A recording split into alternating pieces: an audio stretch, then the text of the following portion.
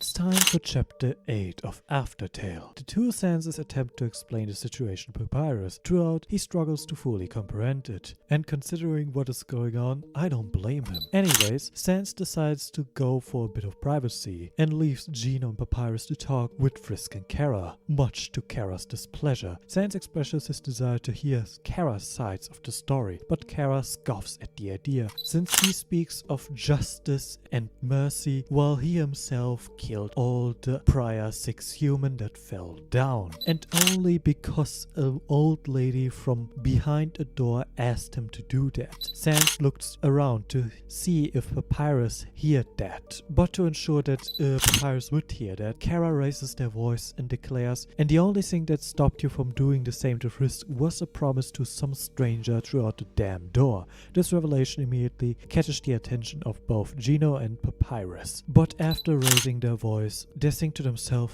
maybe it would be better if I just tell them my story. And they tell their story. They tell sänz that they knew that the people who went up to the mountain never returned. So they went there to the mountain and fell to what they thought was their death. Instead, they ended up part of a family, and they finally felt safe, since they had people who really seemed to care about them. They thought that monsters were better in every way to human. They were even convinced that monsters deserved the surface more than any other human, and so they started eating the golden flower in an attempt to kill themselves, and begged Asriel to absorb their soul to free all of monster kind and kill every single human on the surface to ensure that monster kind would live on the surface. But this plan failed, and they only regained any consciousness once Frisk came around, since their soul managed to exist beyond their death somehow. But on their journey they saw that monsters weren't as noble as humans, since after Chara's death, Asgore decided to declare war on humanity and ordered the death of 6 children. Sänz knows of his guilt, since he killed in this universe these 6 children, but he explains that he did it because he wanted for monster kind a better life, but more importantly for Papyrus a better life on the surface, which is why he did it. But sänz is now just tired of all the resets, tired of all the mindless genocide runs, and just want the world to either end or continue.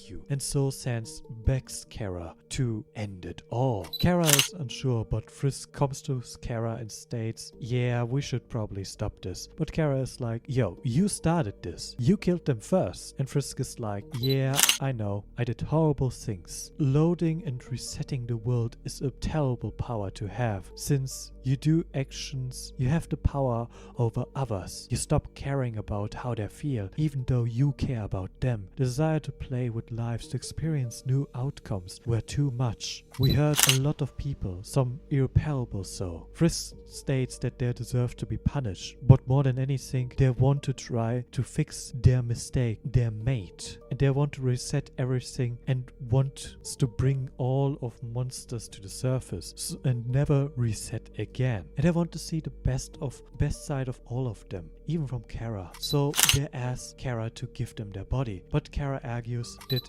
maybe they can kill Gino and sänz. But Frisk argues, "Yeah, try this. You can't die here, but you can get hurt here, and you need to fight against 2 sänzes if you want to fight against sänz." Frisk argues that Chara should give back their body, and let's play this game one last time and bring everyone to the surface. Chara agrees, but argues that the monster thinks that the surface is paradise. They won't be accepted by humanity. They're going to build up their hopes just to crush them with how horrible reality can truly be, how horrible the surface can be, and how horrible humankind can be. Frisk argues that this could happen, but as many bad people, there exist as many good peoples, and they will see how things turns out. Chara wishes Frisk farewell and loosens their control over Frisk's body and leaves their soul forever, leaving an empty husk and finally moving on to the afterlife. Frisk is completely devastated and Papyrus is depressed by this outcome, while sänz is extremely chill about this. He's kind of a chill guy, you know? But he's also unable to feel any emotion towards